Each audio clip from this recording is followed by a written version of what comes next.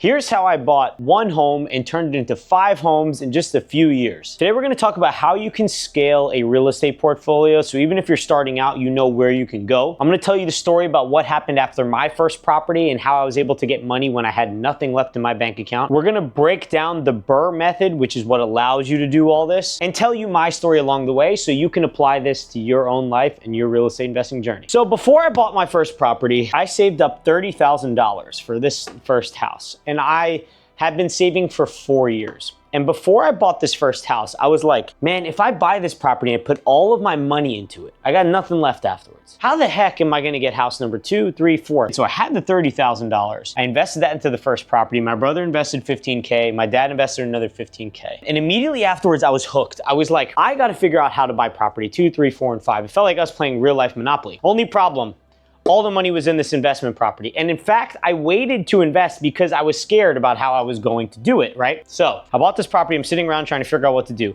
I was reading this book called Raising Private Capital by Matt Faircloth. Okay, he's a big popular investor. I was on his podcast, but I'm reading his book. He was talking about how to get money from real estate when you don't have any, by raising other people's money. So I had no money. None of my friends had any money that they wanted to invest in me because I only had one property and it wasn't enough. But my dad and my brother were invested on this first property. And they talked about something known as a cash out refinance or home equity line of credit. Those are a few options you can do. So my dad owned his house free and clear. He had just paid off his mortgage. And I was like, hey, we need to be able to use this money to help scale the portfolio. Okay, I'm not going to be able to save up another 4 years to buy house number 2. You'll never get retired if that's the case. My dad is super against debt, super against doing anything with mortgages and loans. So he owned a house that was worth $600,000. He was like, look, if you co-sign, meaning I take the loan out under my name and I take a loan out on this house, you can use that to buy properties, but you need to pay me back within a year. That was like the promise I made him, is I will pay him back in a year. So what we did was we took out $300,000 on a cash out refinance on this property. And we took this and we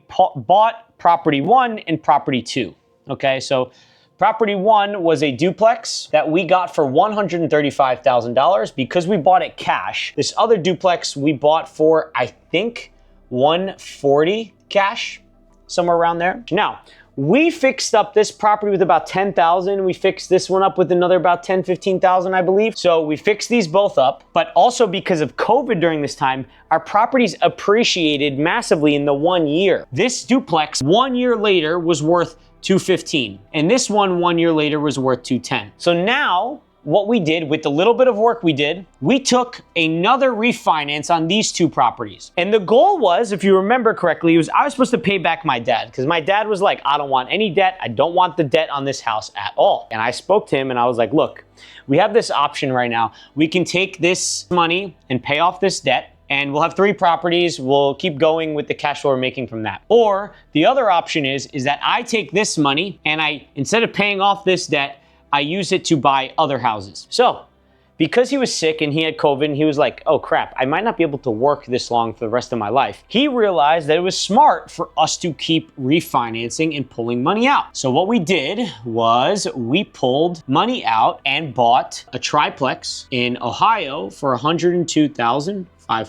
We put about $42,000 worth of work into it, and now it's worth $207. We bought a triplex, or this was duplex, sorry. We bought this one in Little Rock, Arkansas for $56,000. Okay, this is in 2021. This is not in 1923, okay, just so we're on the same page. We put $40,000 worth of work into it, and we refinanced it at $170,000. And then we bought another triplex, and this one was $60,000. Or sorry, this was a duplex, $60,000. And we refinanced it at $120, and we put about $51,000 worth of work into it. So all the money from this one house was able to buy us 1, 2, 3, 4, 5 houses, and these refinances have bought us other houses. Since then, we've also bought a triplex, another triplex in Akron, Ohio, and another duplex in Akron, Ohio, and a single family in Florida, all from the refinances from these. So we're constantly taking money from one property, using it, fixing it up, and then moving that equity to another one, into another one. And now you're probably like, well, that's all that's gotten me is a bunch of debt. Well, you're right. It does have a bunch of debt. The debt is being paid down by the cash flow of each property. And then whatever's left over is going down to pay down this debt. So it's almost like we generated assets out of the asset we already had, even though we had no money left in our pockets. But I want to explain a few different ways you can do this even if you don't own a house. Okay, so one way is obviously if you own a house or you know someone that owns a house, you can partner with the person who owns a house like we did. Another way you can do this is if instead of not having a house, okay, you could use a 0% credit card. Now this is risky, okay? I don't want to pretend like it's not risky. But if you have a business, I think that's been around for 2 years and over 700 credit score, there's some credit cards that are 0% cards. You pay a small fee, like a 3% fee up front. You pull money off the card, you use it to buy a property, fix it up, and you can refinance it, pay off the card. And if you have some more money left, you can go for the duplex on the next one. Or if you pay off the card, you pull the money off again and do it again, if you could do 2 in the same year. Another way to do that is known as hard money lenders, okay? Hard money lenders are great because they'll allow you to buy houses with like 10% down, some a little bit lower than that, some a little bit higher, depends on your experience in the deal. But if we bought a house with 10% down, we fixed it up and refinanced it, sometimes we can get more money back. So in this scenario, when we bought this duplex, if you use a hard money loan, you could have gotten money back because we only were $94,000 in the deal, but it was worth $170 on the way out. So the banks allowed you to take a percentage of that on the way out. I want to break down how this whole thing works using the BRRRR method, and we're going to use an example because this whole strategy is based off of that method alone. And I know a lot of people talk about it at a very high level, but if you watch my page and you know that I give pretty good examples and I kind of explain it in a way that's usually a lot simpler for a lot of people. All right, so let's break down the BRRRR strategy. First, the B stands for buy. Okay, so what you do is you look for a house that needs work. A great way to do this is to use a website called PropStream. PropStream is a website that allows you to find off-market properties where the seller needs some motivation to sell. The key here in the buy stage in the BRRRR strategy is to find a property that you can get at a discount. Okay, and a discount you get is ones that need actual work done to the property. The seller's like behind on their mortgage, behind on their taxes, they're getting a divorce, any of these things.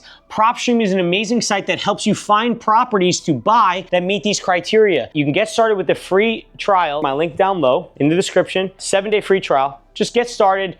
Try it out, look at the list option, look at it in your city and see how many options there are for properties that you can get. Once you contact the owner, you get them to agree, you bought the property. Now, you're probably asking, again, how do you have the money to buy the property? A few of the options that we talked about here was a hard money lender, HELOC on a house you own, cash out refinance on that house you own, a private money lender, someone you know that lends you the money, someone that you partner with to do equity, and then the 0% credit cards are a great way to do that, okay? So that's how you buy the property. Now, it's important you buy it at a discount because it needs to be worth more once fixed up. I'm gonna give you the formula right now, how to figure out what it's worth once fixed up. It's important that you do this work before you buy. You first need to know what the ARV is. This stands for after repair value, okay? This is literally what the house will be worth once fixed up, okay? So you need to come up with what's known as a MAU for the house. MAU stands for max allowable offer. Your max allowable offer is equal to 0.7 times the ARV minus repair cost, minus closing costs, minus holding costs. For example, if the house is worth $200,000 once fixed up, and let's say it costs about $50,000 for it to fix up, the closing costs are about, let's call them 10,000. Let's call holding costs 10,000. This is 70,000 minus 70% of 200 is 140. That means you need to get this house for $70,000 in order for it to be worth it within this formula. This is the max allowable offer formula, and the reason why we need this is because later on, we need the value to be high enough and the purchase price to be low enough if you're going to refinance and get your money out to repeat this process. So that's the first thing. You need to know your max allowable offer. Now, you bought the property at the max allowable offer. So let's say we bought a property for $70,000, all right? Now, this part is called rehab. You fix it up. You get a contractor to walk through the property and tell you itemize what it costs. Okay, if you remember, we're spending $50,000 from that formula to fix it up. Now, let's say that takes about a month or two. Well, afterwards, you're gonna get the property rented out. This is math you should have done in step 1 when you're buying the property and looking for it on PropStream. But let me go through and give you the example of how to calculate the rent on a property. A simple way of doing it is looking for the rent divided by the house price equals to 1.25%. So if the house, once fixed up, is going to be worth $200,000, we need this property to rent for $2,500 in order to meet the 1.25% rule. This basically tells us that the property is going to rent out. That's a short way to do the rent, but if you want to do full analysis, I recommend you do cash flow equals income minus expenses. I have a video on that you can watch to go through on how to actually calculate the full thing. You're gonna take the rent and subtract all the expenses like mortgage, taxes, insurance, property management, maintenance, repairs, CapEx, and savings, okay? So now that the rent's coming in, it's helping you pay off the HELOC, the cash out refinance, a private money lender, the partner, the 0% credit card. Then you go to step 4, which is known as refinance. Okay, I'm just gonna put 1.25% underneath there so you know what we're talking about. This step, banks will allow you to use up to 75% of the new value of the house. So remember, the ARV on this house is $200,000. Okay, so the bank's gonna send someone out and be like, this house is worth $200,000, sir. And they'll say, we'll give you a loan of 75% of that. So we'll give you $150,000. Okay, the bank gives me $150,000 on a loan. Well, guess what? Remember, we bought the house for $70,000. We fixed it up for about $50,000. We had $10,000 in closing costs and $10,000 in holding costs. What's left over is $10,000. We got this tax-free. The loan is paid off. You covered all the rehab costs. You covered all the costs you had while holding, and you walk away $10,000 tax-free. Now, you have $10,000 plus the down payment money you put for any of these loans in 6 months for refinancing and fixing up a house that's making you cash flow. And then you go ahead and repeat.